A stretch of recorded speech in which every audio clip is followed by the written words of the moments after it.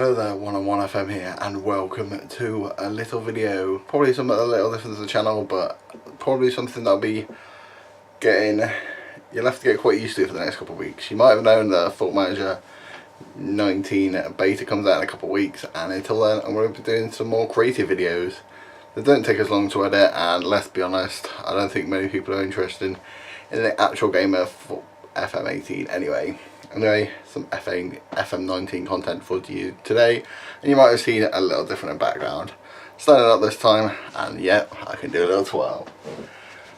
Literally does nothing, but I mean, it's something different.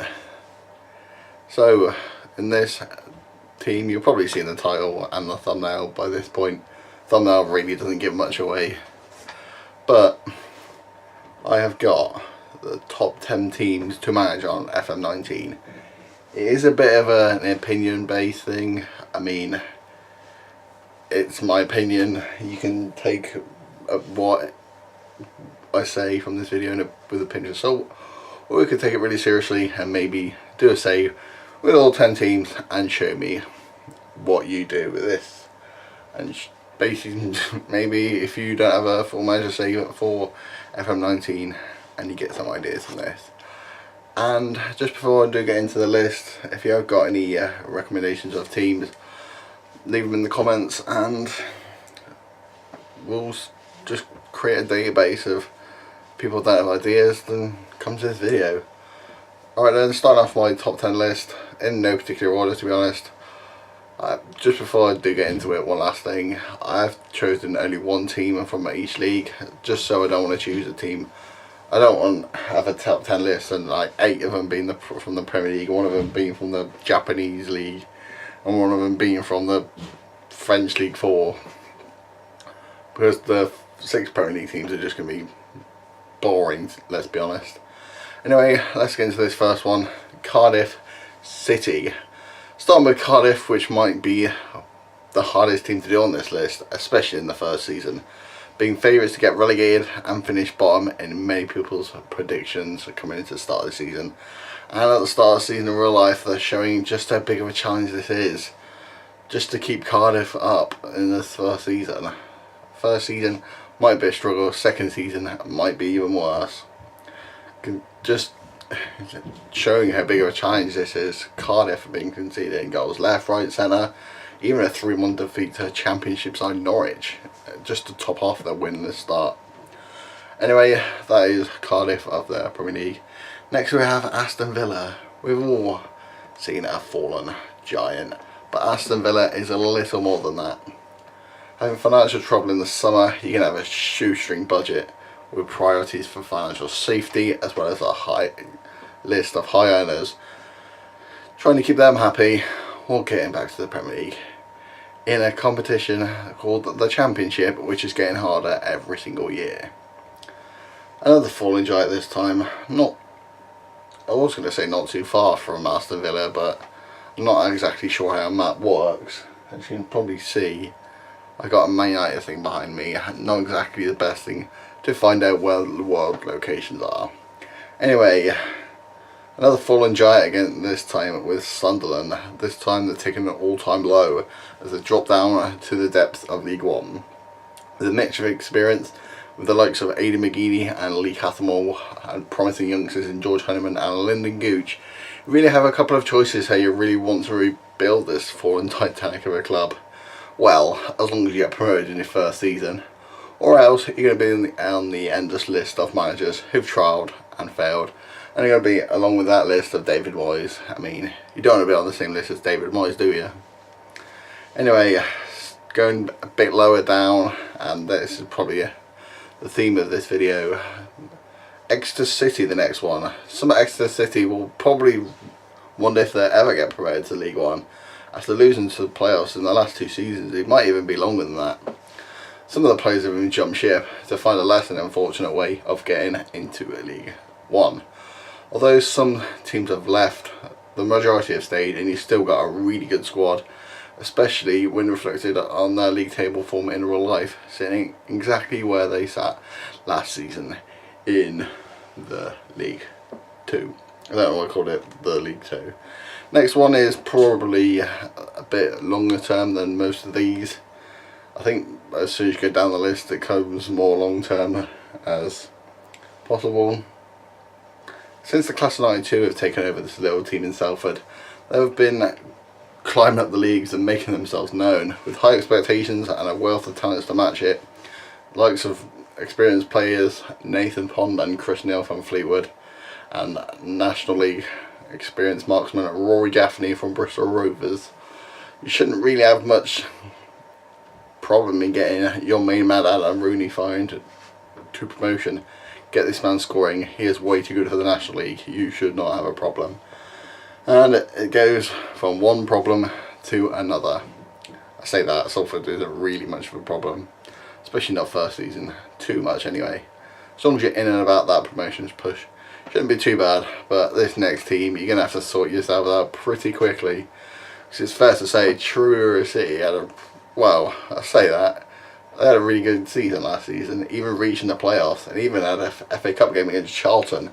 But the early signs of this season don't really seem to be going as well, or even close to that for that matter. To start off your problems, some big hitters from last season have left for Scotland. First, Tom McHale left to Elgin City after contract negotiations didn't end well. And one of the shining stars from last season, Cody Cook, who had a bit of a resurgence moving from midfield to, what was it? Striker, yeah. My brain just doesn't work. Yeah, Cody Cook, one of the shining stars from last season, left for St Mirren via their new Jamie Vardy V9 Academy. As well as the problems with their manager, the manager and assistant manager both at the club. They've got stadium problems. I think they're building a new stadium. Not exactly quite sure what's going on at Truro, but some big problems. Looking better now. They've got their first win under the new manager who used to be at Taunton, and that's a good sign for us. Especially some of the Taunton fans. Maybe not for the Taunton fans, but maybe for him. Maybe just showing how good a job he's doing at Taunton. But anyway, sticking with that Scotland, we have Rangers. Bridging that gap between Celtic is always going to be a difficult task, and Stephen Gelber's first job in first team football is showing just how difficult that job actually is. With some new signings in the summer, the job is a little easier, but with the budget that Celtic have, being in the Champions League and Europa League, especially when you win the league, it'll be hard to keep up with a fraction of the budget. 3 teams left, and the first one is a pretty obvious team if you've been on my channel at some point in the last couple of months. Toulouse, they narrowly missed out on relegation last season, but have been absolutely flying out of the traps, finding themselves, I think it's only after 5 games, but still 3rd in the league. It's pretty good. Even drawing with Monaco in their recent game, which is pretty good, especially when I'm getting completely wrecked by Monaco in the save that I'm doing. Problem with the challenge that I found, I'm not sure if it's going to be the same problem in FM19, but the French league isn't really the biggest money maker, with most championship clubs getting bigger attendances. Some of the championship clubs are even getting double that at least. And when you pair that with an unambitious chairman who doesn't really want to invest in the club and doesn't really want to focus on youth, because he wants to put all his money towards a squad, but he's got no money to put towards a squad. And if you really want to bridge the gap to PSG in the following pack, it's up for a challenge. But this might be the biggest one that I found in FM19. Anyway, penultimate one, and it is probably the biggest club on this list. No disrespect if you support any of the rest of the clubs, but Borussia Dortmund. Since Jurgen Klopp left Dortmund a couple of years ago, they haven't really looked to challenge Bayern Munich, but to be fair to them, no one in the Bundesliga has. But the Yellow Brigade of Dortmund fans will probably be a little more expecting of the 55 points that found themselves in 4th position. 8 points off 2nd place, who was still miles off 1st. Having good players will never be really troubling at Dortmund, let's be honest. Experienced heads like Marco Reus and Lucas Piszczek, when promising youngsters such as De Hood and English youngster Jadon Sancho. who I'm pretty sure got an assist the other day. Should be an enjoyable task, if nothing else. Challenging Bayern Munich might be a little step too far, but some people are taking the likes of Salford to the Premier League, so if you can take Salford to winning the Premier League and Champions League from not even in the game, then you probably have a bit better of a chance taking Dortmund up about 3 positions. I mean, 6 leagues, 3 positions, it's probably a bit of more of a short-term save, unless you're not very good of a manager. Anyway, the last team on the list is something that really doesn't really come into many football manager people minds when they come on to load up Football Manager, and this is the Netherlands national team. It's been a little while since the Netherlands national team finished third in the Brazilian World Cup 4 years ago, and especially if you're a Netherlands fan, it doesn't really seem the best. Probably shouldn't be talking rubbish about Netherlands when I'm wearing a Spain shirt, but since that World Cup 4 years ago, they don't really seem to be setting them same standards as their previous suggest they possibly could be. I'm not really expecting the high standards, the likes of Marco van Basten, but not even qualifying for that last World Cup in Russia is pretty poor by my standards, and I'm not even a Netherlands fan. They do have some bright prospects, the likes of Memphis Depay, who's already integrated in the squad, and the likes of De Ligt and Justin Kluivert. So the future should be a bright one, especially Frenkie de Jong.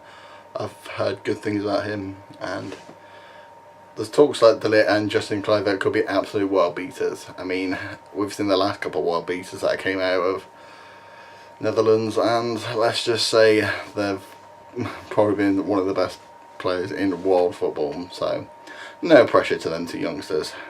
But the only problem is international management for you, as it really isn't for a lot of players of the Football Manager game. But anyway, that is the end of today's episode. There was the 10 teams to manage on FM19. Thank you guys for watching, and I'll see you guys later.